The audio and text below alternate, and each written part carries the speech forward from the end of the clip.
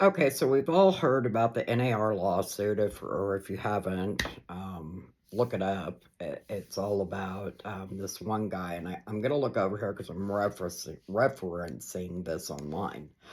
The guy that actually filed a lawsuit named Josh Sitzer has decided to start a company where buyers can go there under the pretense that they're going to save thousands of dollars, not signing a buyer agency agreement. There are several things, and I've gone over this, that are wrong on his website.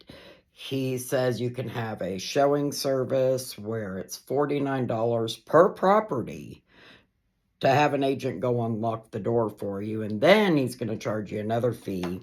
He says $200, or you can do the $1,799, just however you want to work it. Things that are wrong with this. He says that with his company, you don't have to have a buyer agent agreement in place to view the property. That is incorrect. I don't care if it's a showing agent or your Aunt Sally. There has to be a buyer agent agreement in place, whether it's a showing service or a full buyer representation agreement, in order for an agent to unlock that door. That's just the facts, folks, here in Texas. I'm going to tell you how Texas works. I cannot speak for the rest of the country. He also states that every buyer agent commission is 3%. That is also incorrect. Buyer broker compensation is negotiable. It's always been negotiable, and it's always been transparent.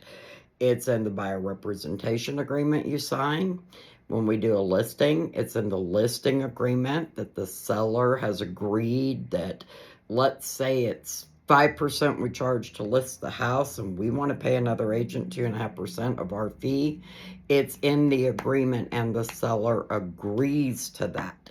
It's not hidden. The fees have always been upfront and open. And it's been that way in Texas as long as I have been a realtor in Texas, which has been 18 years. Another thing that he is not taking into account is they can do what they're calling contract prep, whatever that is.